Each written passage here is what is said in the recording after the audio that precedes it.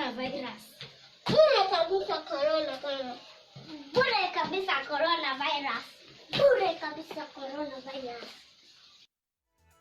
Well, the coronavirus has had an impact on children across the globe, and those kids here in Kenya have every intention of stamping it out. But the reality is that it's not going away anytime soon, and our children are going to have to keep enduring the challenges that come with it. Well, on NTV Weekend Edition, we'll be minding your child by getting expert advice on how best you and your children can cope during this pandemic. Joining us later in this broadcast to answer your questions is Dr. Rudy Eggers, a representative from the World Health Organization Kenya, and also Joan Kirera, a child psychologist. All right, that coming up later on in this broadcast. Let's now bring you those global numbers. And the coronavirus has infected 4.7 million people globally, and 314,530 people have died from it. In Africa, the infections are over 84,000 and 2,760 people have died. And in the US, the infections stand at over 1.5 million with a death toll over 90,000. Kenya's figures in a moment, but first, these are the day's top stories. Tonight, why good fences make good neighbors as COVID-19 border closures take effect. A tough day for law enforcement along the porous sections of the boundary with Tanzania. Also tonight, before he could draw mostly over the weekends. Now any time of the day, in the evenings, he'll just pick his books and start drawing. An illustration of how children are managing coronavirus anxiety. Plus, sasa mvua ikiwa iko huku nyingi, hata pa kuchimba kaburi inakuwa shida. Now it rains on Bungoma Rainmakers Parade as the bleak COVID-19 cloud hangs over their trade. Watu wanasikwa saa 2 saa 3. Wanasika mapema. And also tonight, Jubilee implodes. If you think you will intimidate me, please try another one. The president's broom now expected to sweep the rebels from the National Assembly.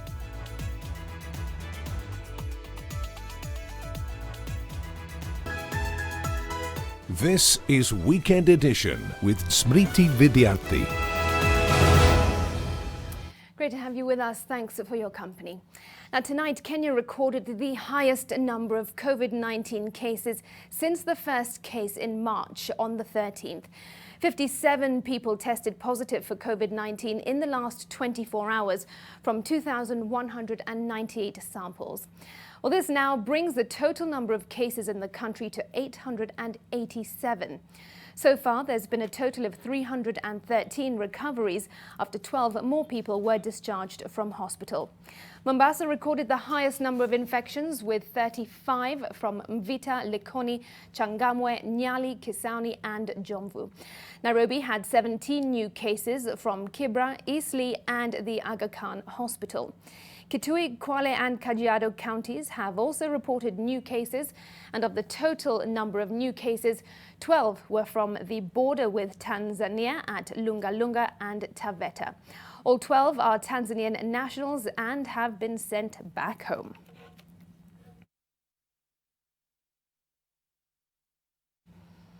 Just a day after President Uhuru Kenyatta ordered the closure of the country's borders with Tanzania and Somalia due to increasing cross-border COVID-19 infections, police manning the Isebania border point in Migori County apprehended at least 15 Tanzanian nationals who were trying to sneak into the country through illegal routes. Meanwhile, Tanzania has now also closed its borders and will not allow trucks from other countries transporting goods past the border. Zainab Ismail has more. These 3 Tanzanian nationals are part of the 15 arrested today by police trying to enter the country illegally through the Isebania border point in Migori County. Also nabbed were 35 motorcycles that were used to ferry the men. While good fences make good neighbors, The absence of a defined barrier made it difficult for the police, as law enforcers engaged neighboring citizens daring to cross the border. The police had to use stones and poles to barricade and mark the border. At the Kenya-Somali border point in Mandera County, there is heavy security presence, some on the ground while others on border patrol cars to seal off the already closed border with Somalia. Up to now, there are no other movement because from each and every point, we have officers who are manning different centers, different stage, of which that is from BB3 up to BB4. Kenya shut down the border with Tanzania and Somalia except for cargo transport, but all drivers will have to be cleared fast. And barely a day after the president's directive, Tanzania has also ramped up directives targeting cargo trucks and goods from within the East African community. Tanzania's Health Minister Umi Mwalimu said all cargo transactions will now happen at its borders and no trucks will be allowed in and out of its borders.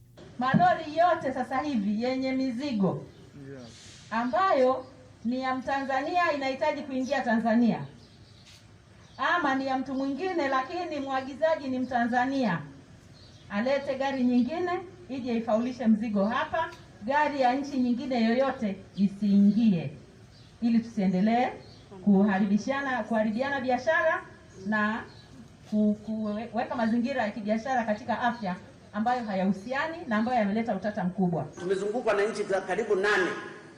Ukizifungia maana yake umezinyima uchumi wao. Kuna baadhi ya nchi chakula zinategemea vyakula vya Tanzania, mahindi, mchere.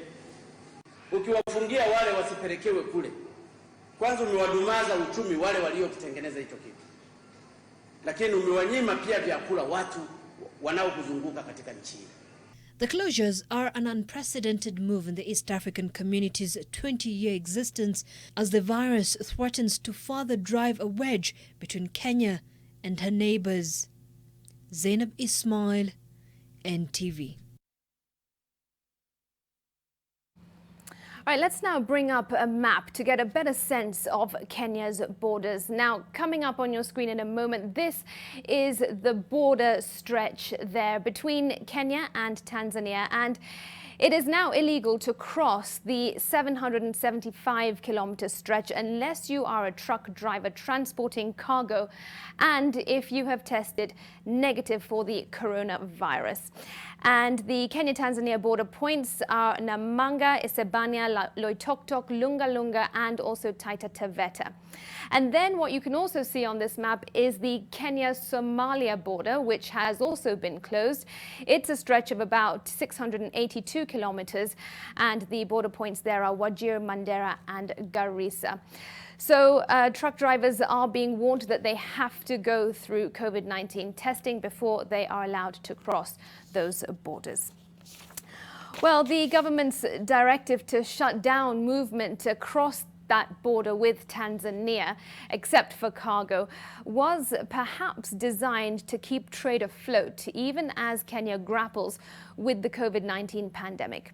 But the reality on the ground, however, is starkly different, with traders counting losses as their produce are detained at the border longer than expected. Julian Zamboko with the details. Despite the assurance from the government that the closure of the Kenya-Tanzania border would not affect the business environment adversely, traders who rely on imports from Tanzania say already they are counting heavy losses on produce being detained unnecessarily at the border. Tunatoa machungwa Tanzania sehemu inaitwa Tanga. Na kutoka tarehe 7 tumekuwa na shida kubwa sana. Maana kile mzigo ilikuja tarehe 7, boda ya Tarakea ilifungiwa, imekaa hadi tarehe 16 ndio hii gari yangu naona hapa imefika. Kitunguu inakawia, definitely kuna yenye itaharibika in the process. Na mimi mwenyewe already umebuy. So ile yenye imeharibika hautaiuza venye ulinunua. Unauza bei kidogo, definitely unachomeka. The traders are lamenting that despite some of their truck drivers testing negative for COVID-19, they and their cargo are still being held at the border station, a situation which is now burning holes into their pockets. Amekuwa akisema wakipima watu ambao mandereva anaenda masaa 48 hours. Na lakini haijakuwa ni hivyo. Wamekuwa wakitumia kama siku 4 machungwa mpaka yanakuja kama yameharibika. Kutoka tarehe 12 bado kuna gari ziko boda ya Taveta, gari zaidi ya 14, na kutoka tarehe 12 ziko hapo mpaka leo na zijatoka. Na tunasikia kuna wengine walipimwa na results zikatoka vizuri, sio positive, but up to date hawajaachiliwa. On average, the truck behind me would be having about 105 bags of oranges from Tanzania.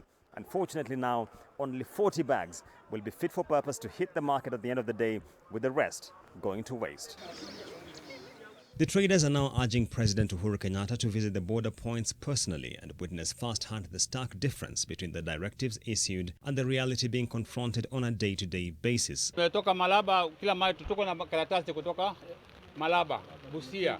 Tuko nao tumepimwa kule, lakini haifanye kazi. Tunataka barua nyingine tupate certificate kutoka hapa, sio kupimwa peke yake. Kwa sasa kazi yetu imesimama. Nilikuwa naomba serikali pia watuangalie katika hizi hali za ugonjwa. Watusaidie sisi madereva. Kasi siku 3 na hiyo jamu ni upande wa Uganda. Kutoka Bungoma mpaka Malaba. Unakaa, ukifika huko shida ni hiyo. Kupimwa ni siku nzima. Now this would have been produce hitting the market coming from Tanzania into Kenya. Unfortunately, all this is going to waste, and traders are counting their losses. They tell me that this is related to the delays affiliated to the testing of COVID-19 of truck drivers bringing in cargo from Tanzania into Kenya. Traders are hoping that this situation will be streamlined and they'll be back in business. Julian's Amboko in Nairobi, Wakulima Market.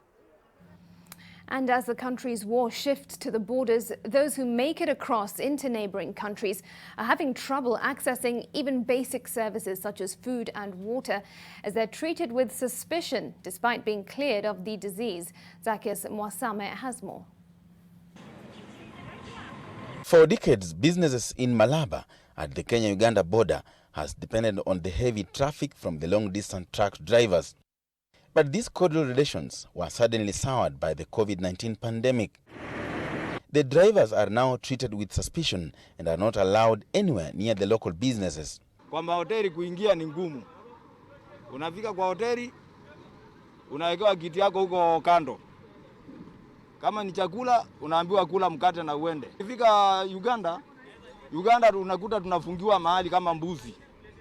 Hauruhusiwi kutoka nje hata kidogo. Frederick Ochieng is a clearing and forwarding agent at the border and says they have had to keep the drivers at arm's length for fear of contracting the virus. If you don't have a mask, you cannot operate. So you must have a mask, you must have gloves, you must be in a uniform of the shows which company you're working upon. Kila mahali nikienda ninapimwa. Nikitoka hapa si nimepimwa Malaba Uganda. Nimelipimwa Malaba Kenya. Sina maana niko sawa. Nikifika mahali kama Kadui nitapimwa temperature. Itakuwa iko sawa.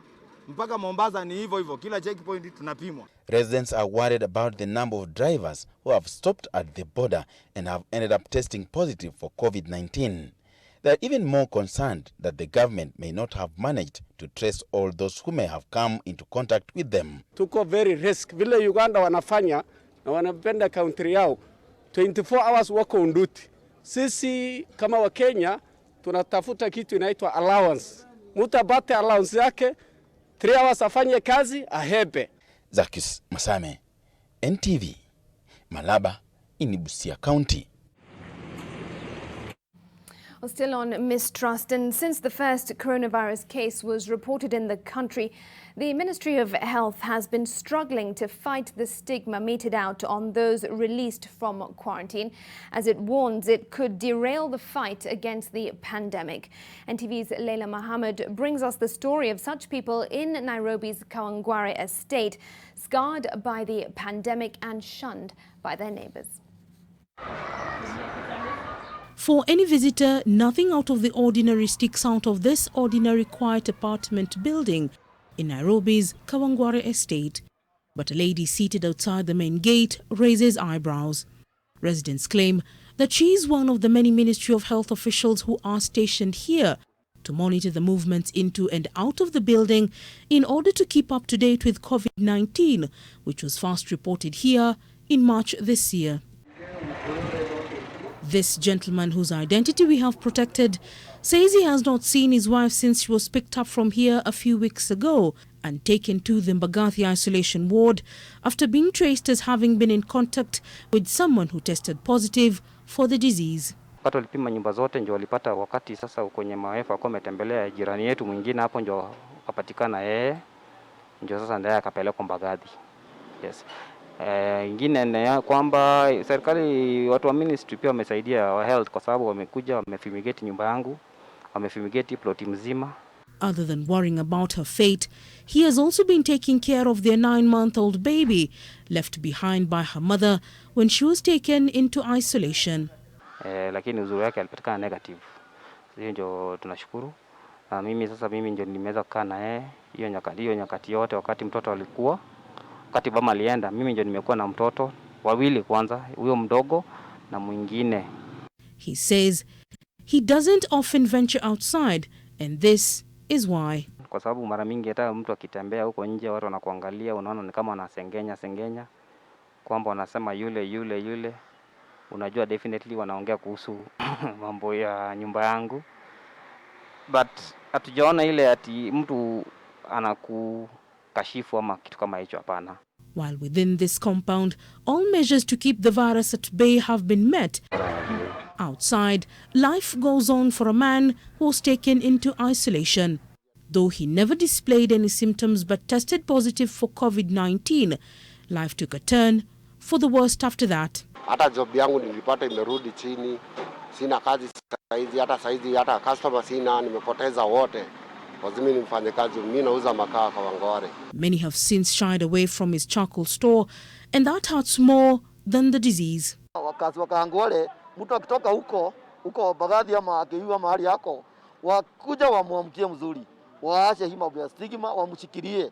Huyo ni mtu brother ama sister kama ule mwingine amekuja, amepona. But while life crawls by for many, the scars inflicted by the COVID-19 will take time to heal for those who have had a brush with the disease. Leila Mohammed, NTV. Traditional rainmakers from Western Kenya are decrying failing business as a result of the COVID-19 pandemic. Their skills, which usually come in handy in public gatherings, are no longer needed due to the restrictions. The rainmakers are famed for their claim of ability to summon, stop, and even redirect rainfall. Brenda Wanga has more. The last few months have been difficult for Pascal Ouma, a resident of Bungoma County. On any other weekend, especially during this rainy season, he would be seriously sought after. His services are legendary here as one of the few rainmakers in the county and the region. Batsoe make rains. They make it come or go. Abakibe make it rain. They make it come or go. That talent, he says, was passed on to him by his grandparents, who inherited it from those who came before him.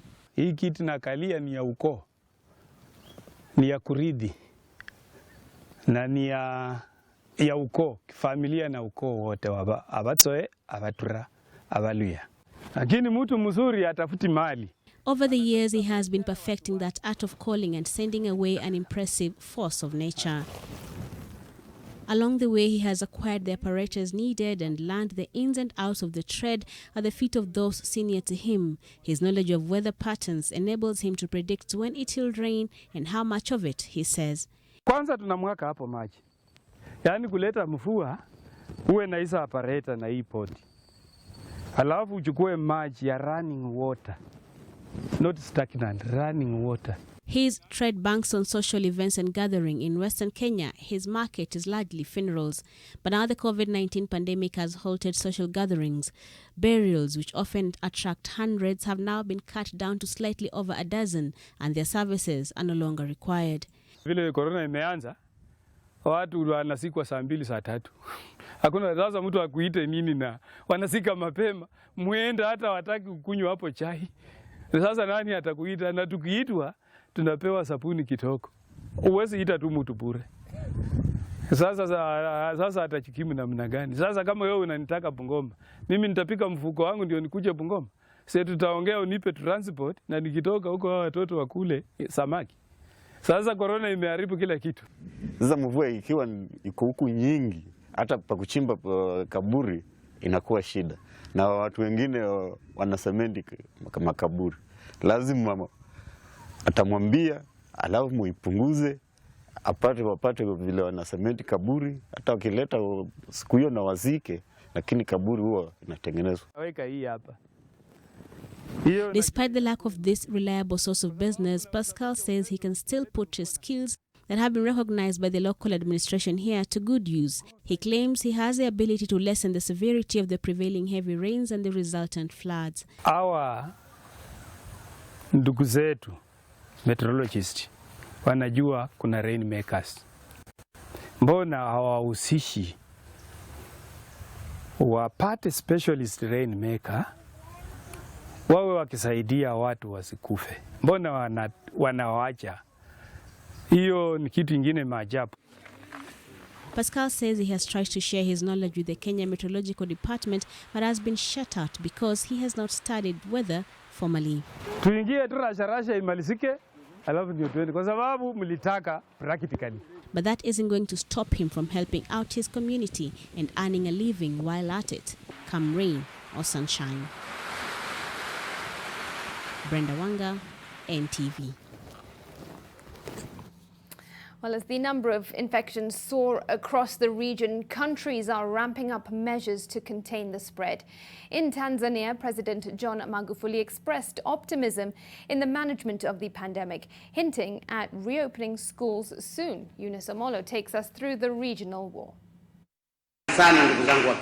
Speaking during a church service he attended, Tanzania's President John Magufuli hinted at the government's plans to reopen schools and sporting activities in the country and even allowing tourists into the country.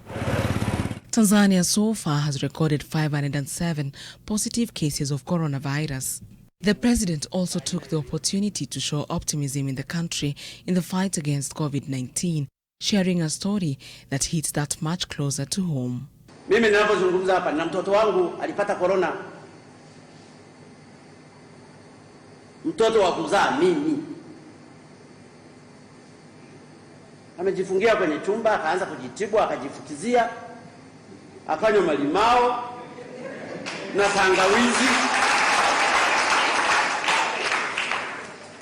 Amepona.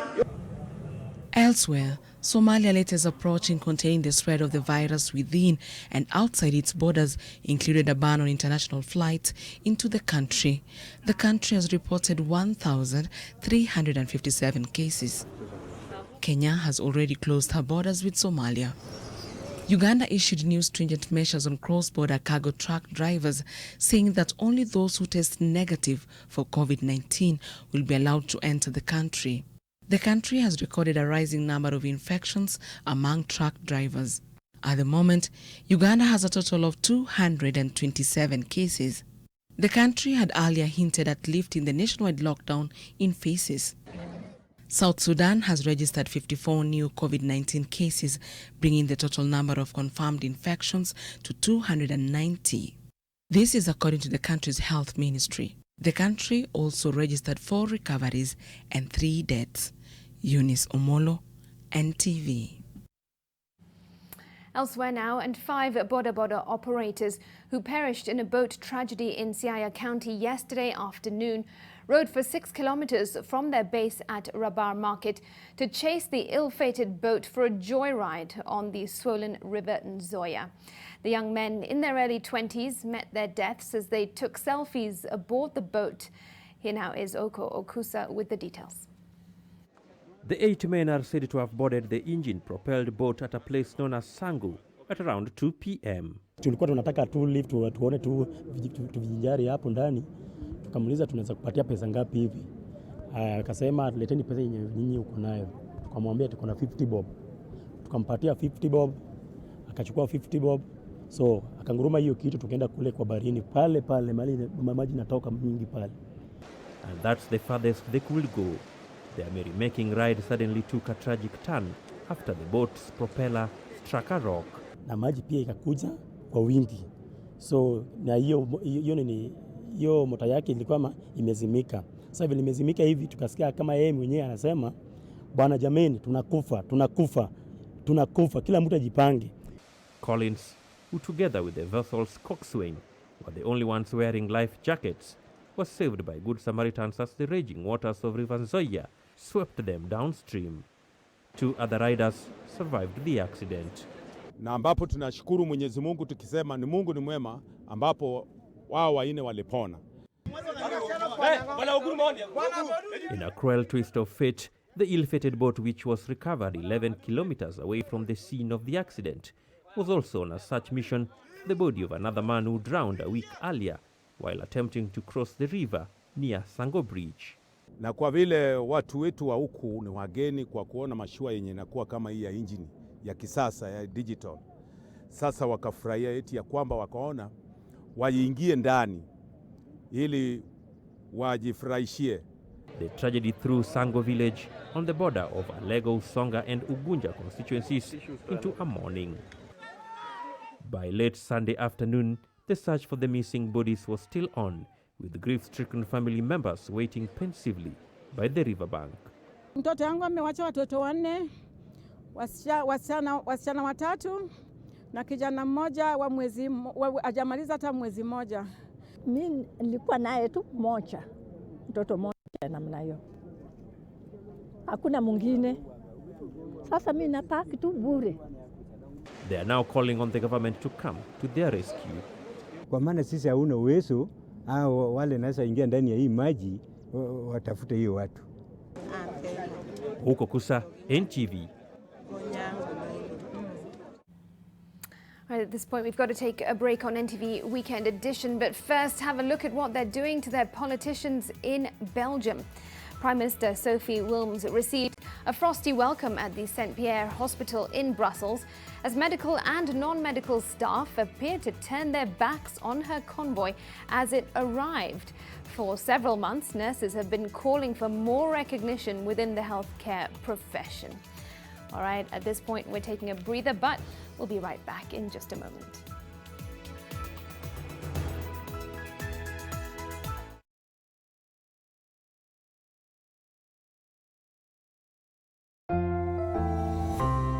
The risk of illness-causing germs is increasing. It is believed that the coronavirus can remain on surfaces in your home for up to 9 days. Touching infected surfaces is one of the ways in which germs spread. Regularly disinfect your floors, countertops, and kitchen surfaces with bleach.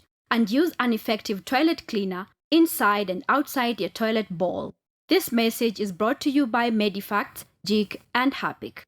It's our birthday, and we're building what will be Africa's biggest digital classroom, investing in education for a better future across Africa.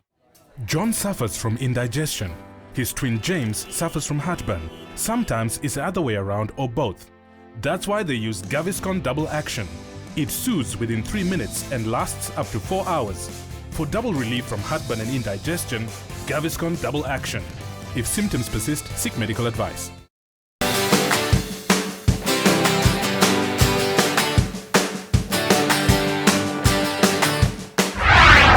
Ankara, Kitenge, Kente, Kanga.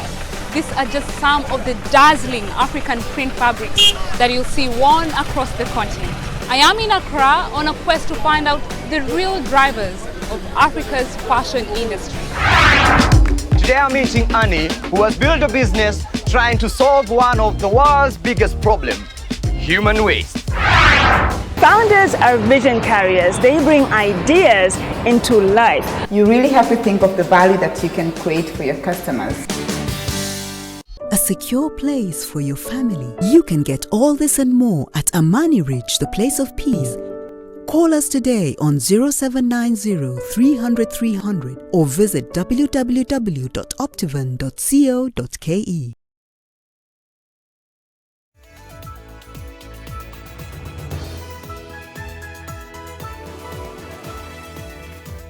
Welcome back. Now, Deputy President William Ruto's allies say that they will not be intimidated by their removal from House leadership positions as the purge shifts to the National Assembly. This even as another of his allies, Senate Deputy Speaker Kithure Kindiki, is targeted for the axe for missing the party meeting at the State House. NTV senior political affairs reporter Kennedy Ngoiri has more. The ongoing onslaught against Deputy President William Ruto's allies in the Senate is far from over. Many more are expected to face the axe this week.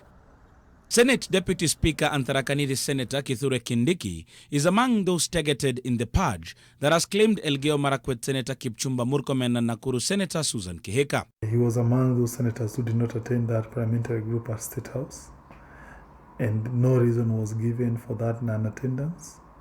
And we followed up asking the reason or even a written apology. No, it was not forthcoming.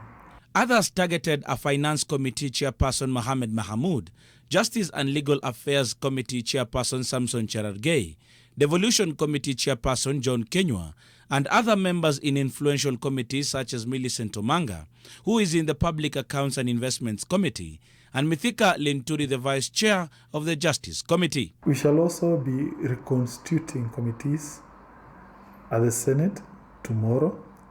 Again, a reason being that we feel those senators who have been defying the party leader, His Excellency Uhuru Kenyatta, in his endeavor to unify the country. The process of removing Kindiki as Deputy Speaker starts tomorrow. A meeting has been called to whip Jubilee senators into supporting the move that requires 44 senators, which is about 2/3 of the Senate membership. When you are called for a meeting with the president as the party leader, come, attend. If you have an issue, please canvass that issue. NASA senators are also said to be in support. The new whip, Senator Irungu Kang'ata, is expected to move the motion on Tuesday, with Uasin Gishu Senator Margaret Kamar touted as a possible replacement. He further says 4 nominated senators who did not attend the State House Parliamentary Group meeting are still on the party's radar, as he insists they have not demonstrated justifiable reasons for their absence. Soon there will be a hearing that is going to be set. They'll be invited to come and give their side of the case, and then a determination will be made by the party. But as the purge continues in the Senate and perhaps into the National Assembly, DP William Ruto's allies are daring their tormentors. If you think you will intimidate me with death, if you think you will intimidate me with removing me as a chair of a committee, or even recalling me as a member of parliament to change a stand I believe in, please try another one. Even those in the National Assembly, for now let us not talk about targeting a certain member of parliament, a certain leader. Attend that meeting and give the side of your story. For about 2 years now, Ruto and some of his close allies have been on the radar of some political players who are now effecting the changes in parliament with the aim of forming a grand coalition that will work towards 2022 when the elections come. Kennedy Ngoiri, NTV in Nairobi County. Now, it may already feel like you've been trapped at home for years. The prospect of many more weeks and quite possibly months of social distancing and restrictions to contain the spread of the coronavirus bogs the mind. Well, now try being a child living through this. A 12-year-old boy in Ngoiri is determined to use his gift as more than just a pastime. His passion for art is seeing him through these dark days. NTV's Ngina Kirori spent some time with the family and gives us a picture of his mind during this time. Pablo Picasso once said that every child is an artist. This could not be more true for Kennedy Gadhogo, as his dreams of one day becoming an animator at Pixar Studios are now planted in his sketchbooks. 12-year-old Kennedy, or Kenny Today's, which is his art name, shows us with each gentle stroke of a pencil against paper how passionate he is about art. As a left-handed artist, his preference for drawing portraits requires perfect precision in capturing the lines and features of the human face. And if a picture is worth 1,000 words, then drawing it is much more than that. A classic student, Kennedy's enthusiasm for art is something his mother spotted a long time ago, but one moment in particular stood out. When we moved into our new house, which is here, as we were busy moving up or setting the place, and he just got his pencil, and one of the wall became his painting wall or his sketching wall, and that just got me aback. You know, the kid is so happy there. He's about 4 years old. He's happy of what he's doing, and me, I'm like, he's messing my wall. When I was in baby class, me and my friends who used to be there, we used to like start drawing on like our desks, and then like we used to mess up our books, and that like was the whole fun point about drinks. The pandemic changed the picture of what Kennedy's daily life looks like. Of course, that confusion of how are we settling down, just, it's not holiday time, and here we are. But you'll notice before he could draw mostly over the weekends. Now any time of the day, in the evenings, he'll just pick his books and start drawing. I remember the panic of there could be a lockdown and so on. Apart from my buying of the food stuff to reserve, I had to get him enough of the drawing books. His art may be a little distraction from the overwhelming situation children like himself find themselves in, but it's also drawing attention to his incredible skill. And now they had the talent search, where they are encouraging other children from the same school to bring out who they are. And it's during this COVID period. And they requested for his pictures, what he sketched. And he got to be the top. Yeah, it was most awarded. My family members and also like friends and everyone, they usually continue encouraging me to continue with my art. They like buy for me supplies. And as I learned myself, drawing is an art that takes a great amount of time to master. I want to work for Pixar because I like their 3D animations and all the detail that they put in their animated movies. He further says that the reason he's so fervid about art is because you can draw everything you love in one picture. He also has encouraging words for other children who may be feeling low in these uncertain times. They should not give up on their dreams, or like they should not be seeing like this pandemic will make their dreams like not be achieved. They should just continue following their dreams and try their best. Gina Kirori, NTV. Well, children are responding differently to the change of lifestyle that has come about with the coronavirus pandemic, based on their age and also on their circumstances. Well, tonight we are Minding Your Child with Dr. Rudy Eggers, a representative from the World Health Organization Kenya, and also with Joan Kirera, a child psychologist. Welcome to you both, and thanks for joining us on NTV Weekend Edition. Now, we know that children thrive when they're safe and protected, surrounded by family or a community in a nurturing and stable environment. But Rudy and Joan, many children have been thrown into disarray because of the coronavirus. Their routines have been disrupted due to the lockdowns. I just want us to play 3 video clips to kick us off. Home studying is not that easy, and I really miss school, and I hope to get back soon.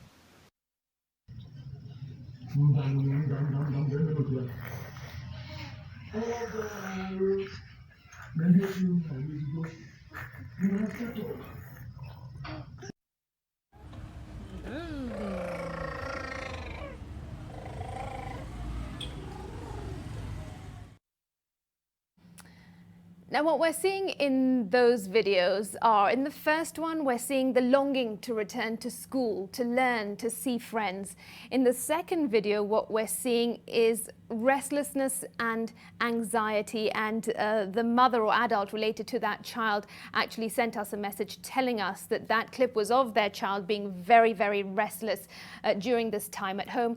And in the third clip, we're seeing confinement, a child confined to a very small balcony and expected to play in that space because they're not allowed to go out. Now, while there are positives too, which we will come to, this is of course happening around the world. Rudy, I'll start with you. What do the global trends look like? How is the coronavirus pandemic affecting children around the world?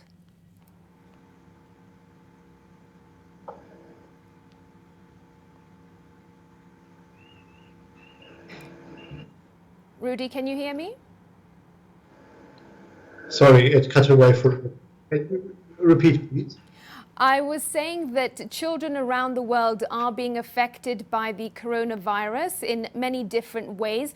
What do the global trends look like? How are children being affected globally? Thank you very much. It really is a very confusing time for everybody, and especially for children that are actually confronted with something they've never been confronted before. The entire structure, be it their family, be it the school, everything has changed. And that causes a lot of stress and confusion in children, as it does to all of us, really.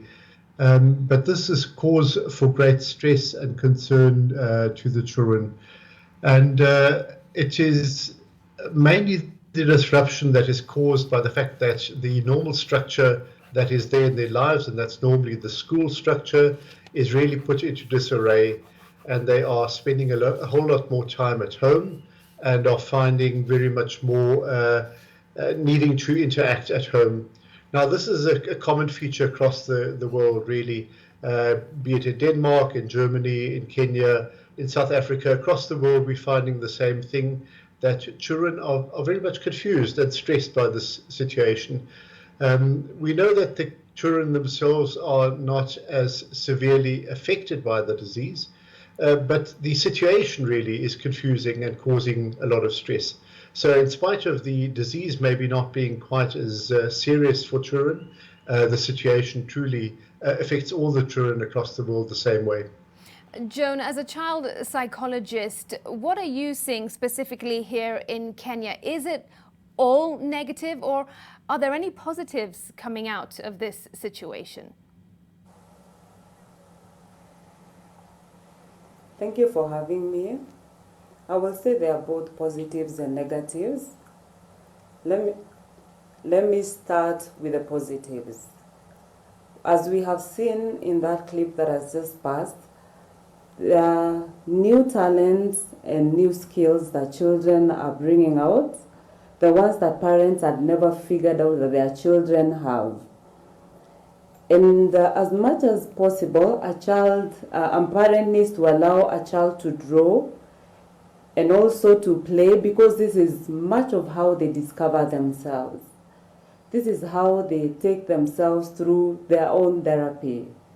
In other words, by allowing them to play and to draw, they are able to bring out their skills in their own different ways. So that is a common positive.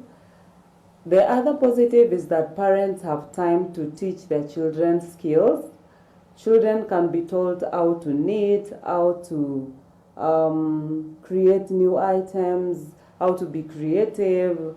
They can also learn the basic skills at home, self-care, how to feed themselves, how to do the basic laundry, and these are positives because parents are more home than they have been in a long time. There are also negatives that have presented themselves, like the children being confined in one space and parents not knowing what to do with children at that point. There are also signs that children are manifesting that parents do not know what to do with them, or they do not understand it is their way of expressing emotions. And there are so many reported, or rather in my experience, cases of children being more argumentative, being more agitated, more tantrums, being more clingy, and the parent is wondering what has become of the child. And a few children I have seen even on social media, they have been very given to dangerous behavior, hanging on cliffs, doing playing some rough games. And these are areas that parents do not understand if they are discipline-oriented or ways of expressing themselves. So probably the behavior that has come with these pandemic is what is not clearly understood, or parents are not able to put a limit between, is it indiscipline issue or is it just children expressing emotions as they experience them from day-to-day basis.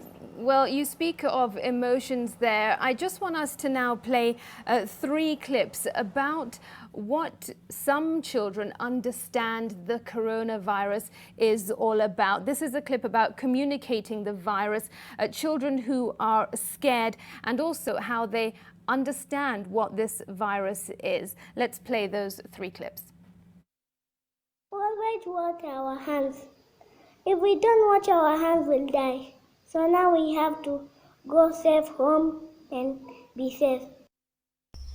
My concern is if the COVID-19 patients are getting enough emotional support, and I am afraid of contracting the virus because I will be on isolation and might die.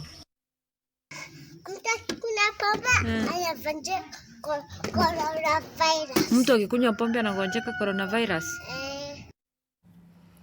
All right, now, Rudy, the first clip there, a girl says that if we don't wash our hands, we'll die. The second clip, a boy said that he's concerned whether or not people are getting enough emotional support during this time, and he's afraid of contracting the virus because he'll be isolated and might die.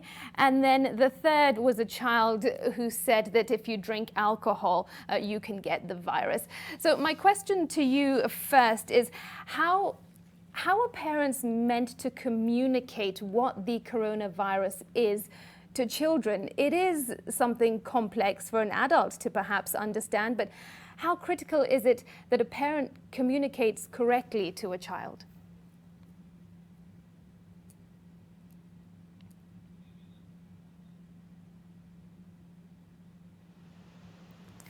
All right, I think, Rudy, are you able to hear me? Sorry. So it's absolutely critical that the parents themselves are actually knowledgeable about this issue. So the first step is really for the parent to be understanding of what the virus is and what they can do to prevent the virus. So of course we've all heard that washing hands is very important, and in fact that is the most important way to protect yourself from this virus. So the child has understood half of it, but it's still expressing its fear of dying because it's heard of all the terrible things. But the parent can really reinforce the positive behavior that the child has understood and also be a role model. So also the child sees what the parent does and actually follows that role model. And that's especially important in the younger children. So it is really important that the parent knows what the situation is, how they can protect themselves and the family, and then speak to the child plainly about these things. Younger children, of course, need different language. There's also material being produced by WHO and UNICEF and others, but then also the government has really been very clear in its communication on how to protect yourself from this disease. A lot of the fears seem to rotate around, I'm going to die. And this really is not necessary, because we know that this disease, it does cause death, but almost all the people that actually get this disease actually recover and get better. And many people in Kenya, in fact, that have this disease don't even have symptoms. So it is actually a disease that for many people will be quite difficult to bear, but it will not result in people dying. So I think this fear of death, a parent can speak to their child about and allay that fear very much. In Kenya, not a single child has died of this disease. There was one boy right at the beginning that died, but that was due to other illnesses that he also had. Otherwise, children tend not to die from this disease at all. Joan, of course, fear is a frightening thing for everyone, whether you're a child or an adult. How or what measures can parents take to ensure that they communicate effectively? Of course, Rudy has said that the parents need to speak to the children in a certain way to help them understand. But as a child psychologist, what sort of language should be used? How best can they go about this? We are going to focus on age-appropriate information. And fear of death is a main fear because most of the children seem to know death is final, or so they imagine, even if they do not know the implication. So when we send the message that if you don't do this, you will die, that first of all is not factual. And what it does is it escalates fear in the child, and the child is already anxious because of the different situations that are presented, like being at home, having parents there, and children being homeschooled by parents, and also being stopped to play. They're already processing so much or dealing with so much in their little hands.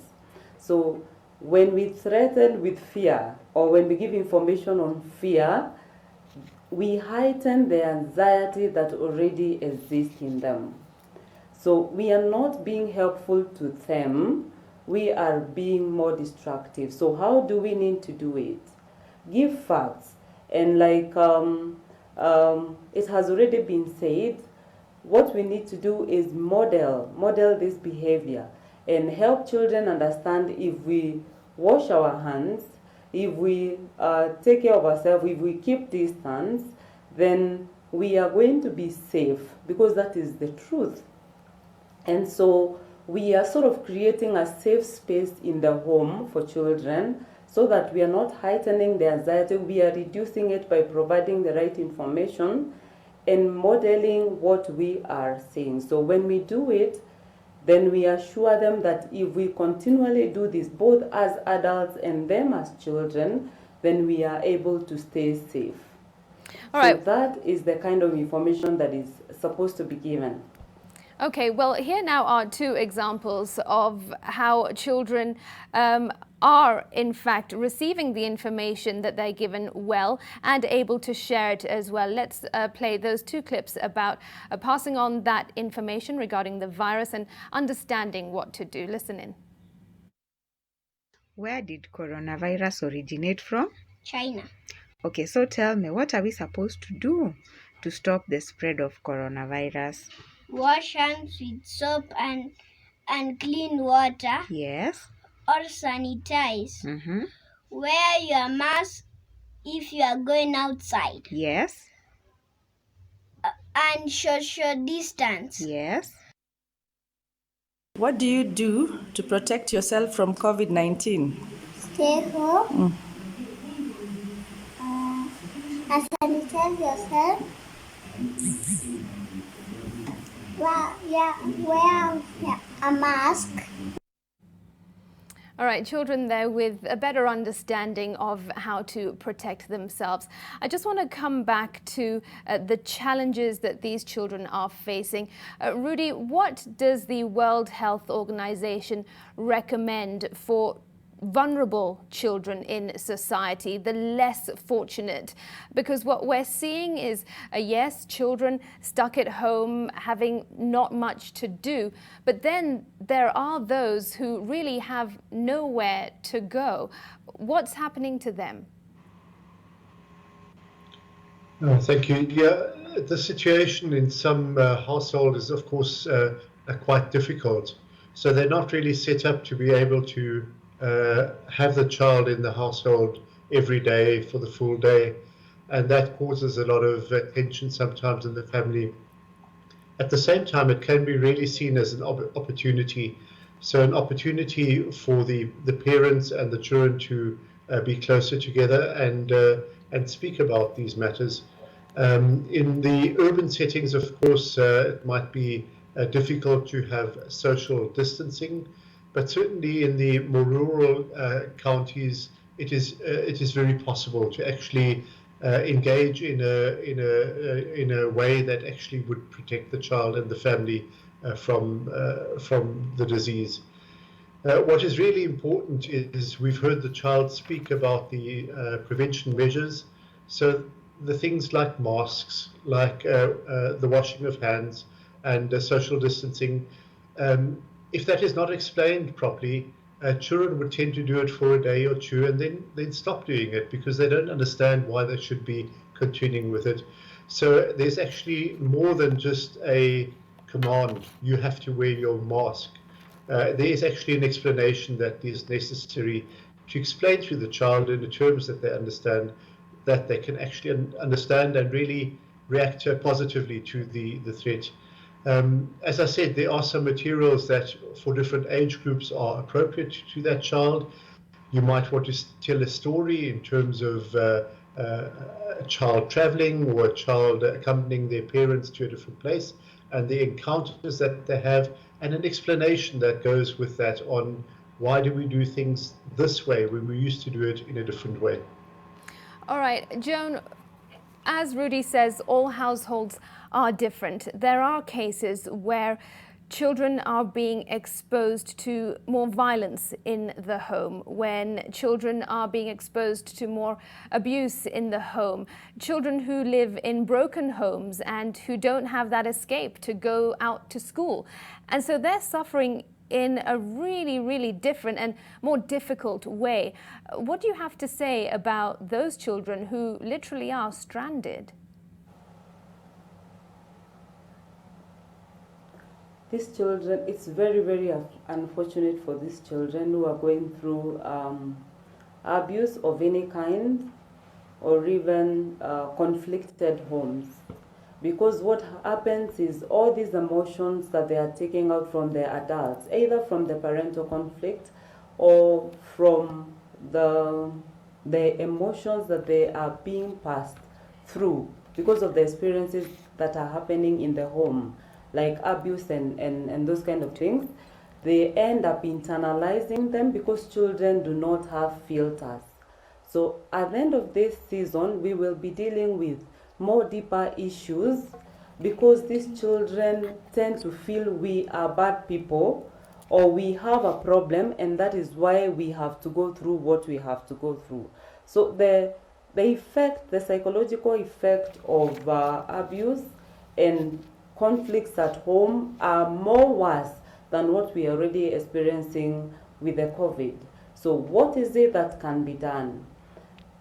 I know some of the parents do not choose those kind of homes and they are stuck, the children are stuck in those setups. So part of what parents can do in those setups is allow the children to express their emotions that they feel every day as opposed to internalizing them. And this can be done by use of play, use of storytelling. These ones are available to anyone irrespective of which class, probably socioeconomic class that is. Probably some will have to create cars, use the available materials like boxes and all these other things that we put together to create cars. By this kind of art, they are expressing their own emotions. Allow them to tell stories. By storytelling, they express their emotions. Dances would help them also express their emotions. And this is for both families, the ones conflicted and the ones that are doing fine. So allowing children to play and to do whatever form of art, this helps them to express their emotions, even as they look out for other methods that can save their children from those kind of toxic environments. All right, well, here now are two clips of how some children are making the most of the situation. Take a look. First, I wake up, I spread my bed, then I have my individual prayers. Because we are Christians, we go and have a family prayer. Then after that, we embark on our studies. We read, and my class 7 pupil, I follow my timetable. During this time, I think that people my age should at least be trying to learn some foreign language or trying to learn something new. Because when you try to learn a new language, it helps your chances of being employed in future. All right, so one child there talking about how routine is followed at home, giving us an insight about how her day is planned out during this pandemic. And another young man telling us how he's learning Russian at this point in time, taking up a new skill and telling us why it's so important. No doubt things like this are helping mental health. Before we take a break, Rudy, I want to come to you and ask you about the importance of mental health. Many people feel stigmatized when they discuss mental health. What do you think needs to be done here in Kenya on government level to ensure that mental health in both adults and children is taken care of? Well, I think mental health is, of course, one of the mainstays of a well-functioning society. So, in fact, even before this outbreak occurred, mental health actually enjoyed some increase in attention. A mental health task force was put in place by the cabinet secretary, and actually over the last 3 months of the last year, there was actually intense focus placed on mental health. With this outbreak, of course, it again has highlighted the need for mental health to be brought to the fore, because whenever stresses like these appear, everybody really suffers from the stress and the issues that are often just hidden and are not visible. And for that reason, mental health has to be taken into account. Obviously, for an outbreak control like this, you have to get the disease under control. So you actually have to follow up where the virus is and track the contacts, etc. But we, at the same time, have to make sure that essential services like mental health actually supplement that work and make sure that the people that are not directly affected by the disease, or indeed those that are directly affected by the disease, are given the support. Because if you don't do that, then of course the entire health system actually crumbles under the stress that you find, that people can't cope anymore, they can't cope in their families, they can't cope in their locked down lives, they can't cope with schools, and all these mechanisms that you have to actually be able to deal with stress actually fail.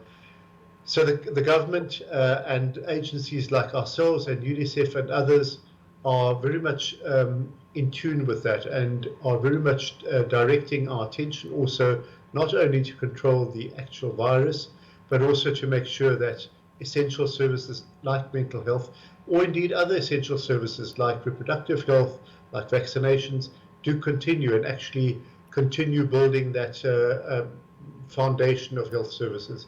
All right, and Joan, what are your concerns about the attention given to mental health here in Kenya?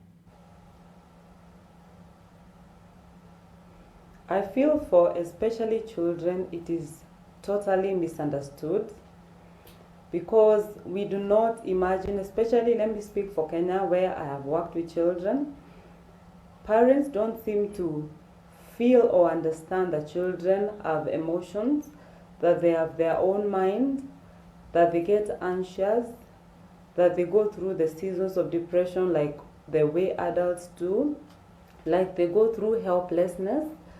Children are not thought in that way, and so they are not given the right opportunities to deal or to improve their mental health. Now, what can parents do? Let me just mention a few. They can listen and listen and listen some more, because children are always asked, they are always talking, they are always telling stories, even if slowly, but they are telling stories. They are asking questions, but most of the time they are ignored because we imagine some of those questions are insignificant. Yet, by answering those questions as calmly, as easily, as simply as parents can, they promote the mental health of those children. They can also offer and assure safety when children are very worried that their loved ones may die, as we have seen in the previous clips. Even themselves, they are worried that they may as well die.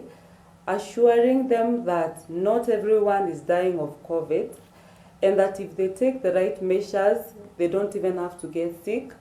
Offering that level of safety gives clarity to the children and improves their mental wellness. Allowing the children to play. Okay, I'm afraid we've got to take a break at this point, Joan, but do stay with us. We'll come back to you and Rudy in a few moments. You're watching NTV Weekend Edition. The hashtag is Minding Your Child. Stay with us. This conversation continues.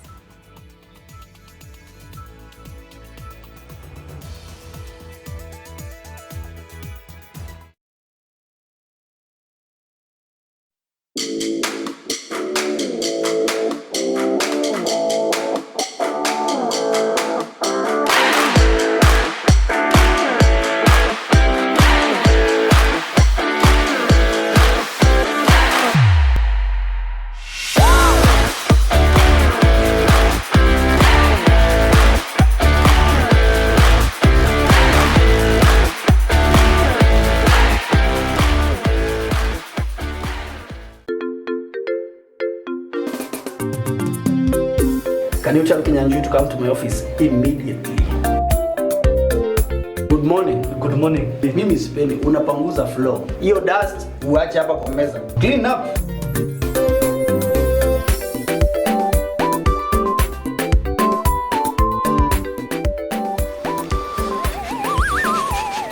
Kinyanjui, this is a problem, eh?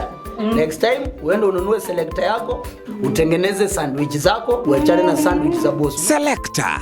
The difference is in the taste. Hii uende weke kwa ile githeri yako, eh?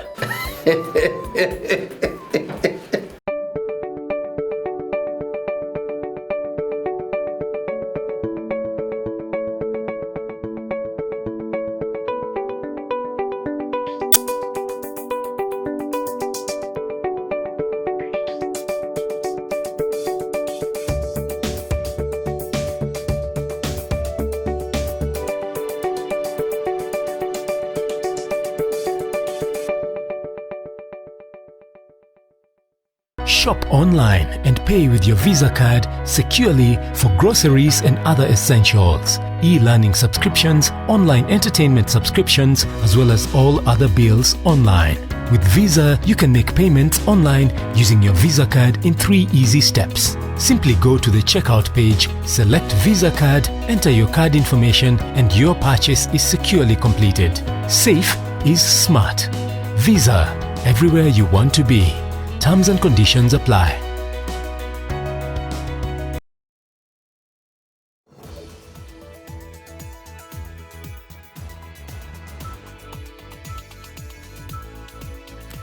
Right, our conversation on minding your child continues. Let's play the clip about anxiety over school.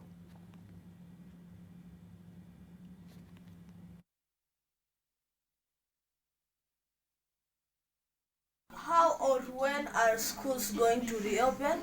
My second question is, how are boarders going to social distance while in the fields and dormitories? How are day scholars going to social distance while they are boarding the bus? Right, so concerns there about school, and also another parent did send in a video asking whether the government really is prepared or not. Rudy, I'll direct that question to you. The child is asking when schools are going to reopen. That is, of course, the big question. But really, how are schools going to manage social distancing and safety and hygiene measures? What are the directives from the World Health Organization that schools and governments need to take into consideration? So from the WHO, there are some very clear directives that it's only once the peak of cases have actually passed that one should consider the reopening of schools, or indeed the reopening of social interactions. And even then, it's very appropriate to maintain things like the hand washing practices, the coughing and sneezing etiquette, and the social distancing. So even in schools where possible, I mean, it's not always possible, where possible you would want the distance between pupils actually to be far apart, 6 feet apart. So that is really what is required. And in Kenya, we're still some ways off from that. So we're still at the moment in the increasing phase. So it might still take quite a number of weeks or indeed months for that to happen. So at the moment, we would not advise for schools to come back. Okay, and a question for you, Joan, from an absentee parent.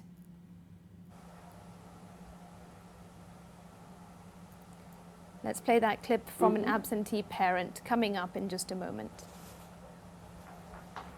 I'm an absentee parent. How can I ensure that my children, while they are at home, they are safe from COVID-19? Right, so a concern there, Joan, from a parent who's not always at home in the house with their child. He's absent. Maybe he's got a job that keeps him away. His worry is, how can he ensure his kids are safe?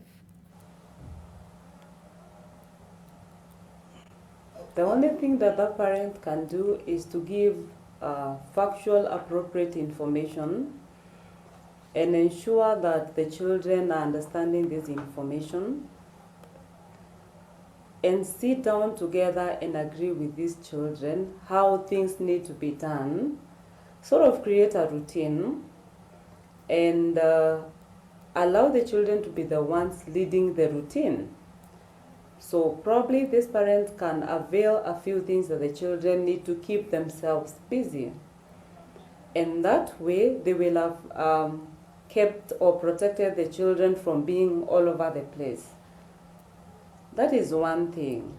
Then occasionally the parent can engage children, especially in video calls, so that then they are again getting to be part of their life even while away. Not so much so to check and know where are you guys, but so much to follow up and be part of their process while they're away and the parent is at work. If the parent allows the children to be as honest as they can, then it improves chances of the children being able to keep to schedule and benefiting from that schedule that they create by themselves. Okay. All right. Now a question about quarantining and isolating children. Rudy, I'll direct this one to you. Let's listen in. How can you quarantine a child who has coronavirus and is about 2 months or less older? How can you keep him away from his parents?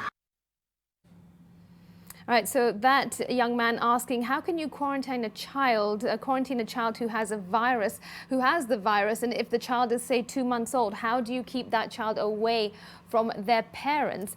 And also, he had earlier asked, how can you protect a child if the mother is breastfeeding? Can it be passed on? So clearly you can't remove a child of that age from their parents.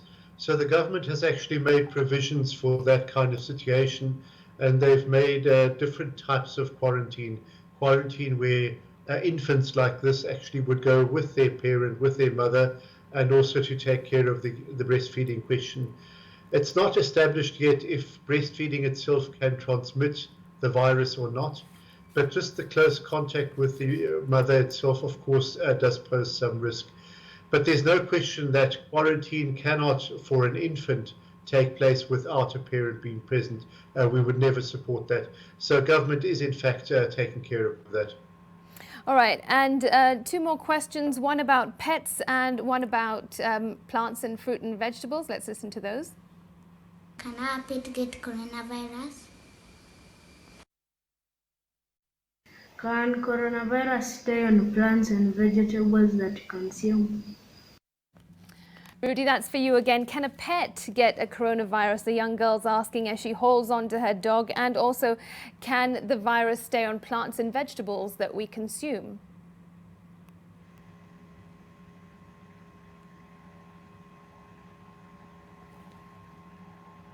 Rudy, can you hear me? Yes. So we do have some information about some pets having been tested positive for coronavirus, but there's absolutely no evidence that they can actually transmit the virus. So as far as we know from the WHO, from the experience so far, pets do not transmit this virus. It's really from people to people that this virus gets transmitted. The question about vegetables and food we eat, the virus is transmitted by little droplets that are caused by sneezing or coughing or speaking loudly.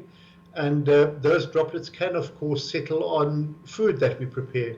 So it's absolutely critical that the food that we prepare is really handled in a hygienic manner, is peeled or washed and then cooked properly. If that is the case, if the fruits and vegetables are cooked, are peeled and are washed, there's absolutely no risk. The virus is actually quite sensitive to things like washing and soap. All right, thanks very much, Rudy. Joan, are you able to hear me? All right, it seems that unfortunately we've lost the connection there with Joan, and at this point we do have to wind up this conversation. Rudy, I'll just come to you for your parting remarks on really some words of hope and confidence to parents who are worried about their children's future. This is the beginning of a different kind of life for this generation.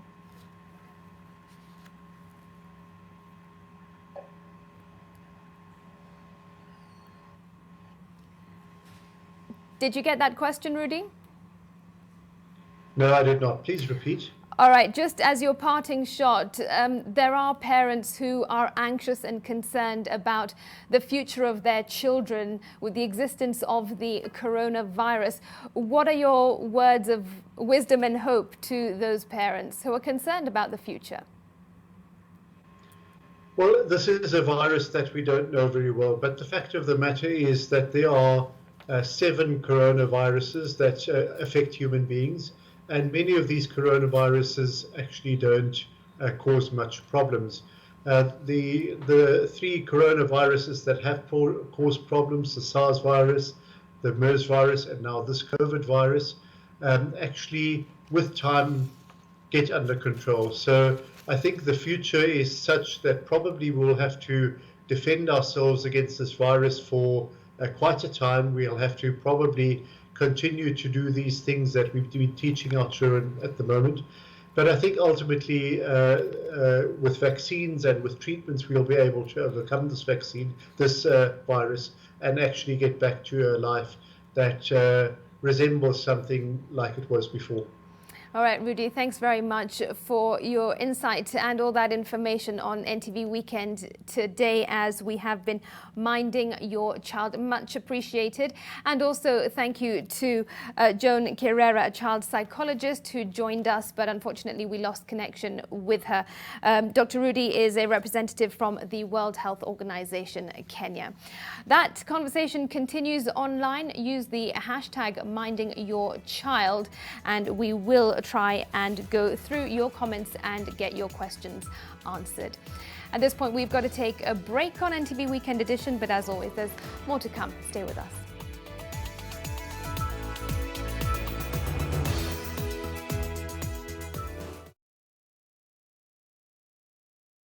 If we continue to behave normally, this disease will treat us abnormally.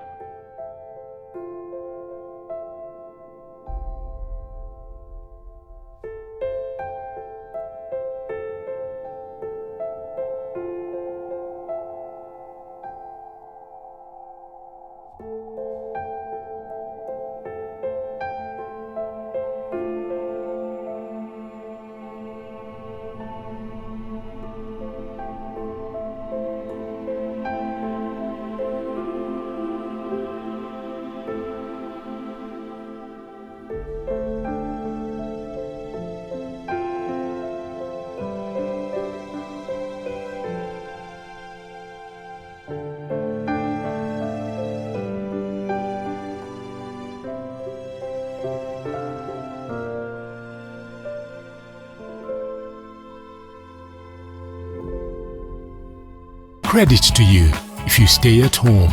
If you must shop online, use your NCBA credit card. Stay home. Stay safe.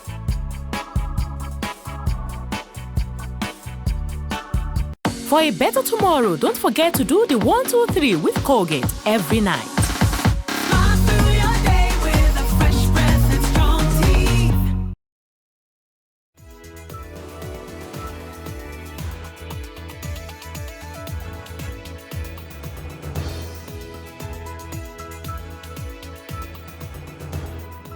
Welcome back. As the divorce between President Uhuru Kenyatta and Deputy President William Ruto gets messier, there is a well-calculated move to push the Deputy President into the opposition ahead of the 2022 elections. In your Daily Nation tomorrow, read about the game plan which could ensure the new coalition bringing into government the current opposition leaders contests the presidency as incumbents with the backing of state machinery and President Uhuru, while Ruto starts the race at a disadvantage. Plus, why increasing deaths at home are a big concern for Ministry of Health officials.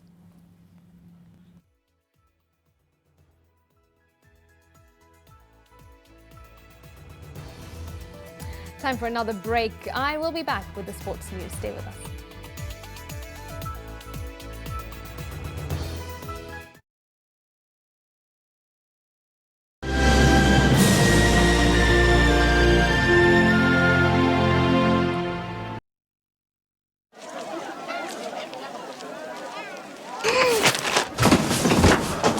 Do your gums hurt? Yeah. Does your toothpaste contain sage, eucalyptus, myrrh, chamomile? All that in one toothpaste? Yes, try Colgate Herbal. Colgate Herbal contains nature's best herbs and Colgate's fluoride technology to give you strong teeth and healthy gums. Ah, Colgate Herbal. Let's go. Colgate Herbal for strong teeth and healthy gums naturally. With DSTV Now, you open up a world of possibility where your entertainment is ready for you anytime and anywhere. To get connected, ask your parents to go to the App Store, hit download and log in. Incredible! Incredible! And while they're there, with DSTV's parental control feature, setting you up for the most fun and safest viewing around is as easy as 1, 2, 3. Amazing entertainment and learning, anywhere with DSTV.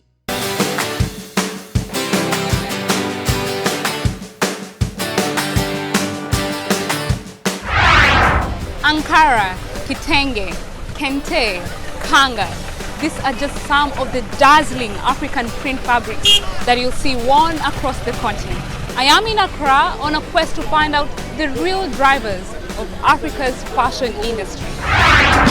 Today I'm meeting Annie, who has built a business trying to solve one of the world's biggest problems, human waste. Founders are vision carriers. They bring ideas into life. You really have to think of the value that you can create for your customers. A secure place for your family. You can get all this and more at Amani Ridge, the place of peace. Call us today on 0790 300 300 or visit www.optivan.co.ke.